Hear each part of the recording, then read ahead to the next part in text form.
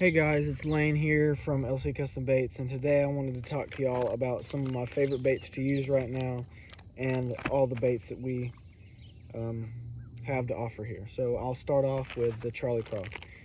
Now the Charlie Craw is one of my favorite things to use in April, especially now that it's spawn and pre-spawn.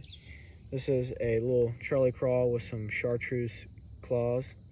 And I like to throw this just by itself. Now I will have a blue craw and put it on a jig, like a flipping jig, and I like to use that as well. But I like to just have this by itself. I like to throw this around docks and structure. So if I see like a brush pile, I'll throw this past it, let it sit, and just pop it a few times. But that works really well. Sorry. But yeah, definitely gonna have that tied on in April. Now next I have a Brush Hog King. Now this guy I usually like to have in a watermelon color, and I dip the tails in chartreuse and I'll throw that at docks and on beds, and that usually catches them pretty well. I really think that they like the tails and the action that they have, so that's a good one. Now we have the Grass Grenade. This is one of my favorite ones, and I tear the bass up at Lake Fork on this. When I was fishing for fish on beds, I just had this and I caught like probably 3-pounders in 20 minutes, just going down a row on a bank, and found 3 beds, and they all ate this same little Grass Grenade right here in this color right here. Love this color. But yeah, now we go on to the Lewis Worm. This is one of my personal favorites to use in April. I love to have this tied on a Texas rig or wacky rig. Now there's a snake over there swimming right towards me, sorry. But yeah, I love this color right here. Was watermelon is a really good color, especially for Texas rig.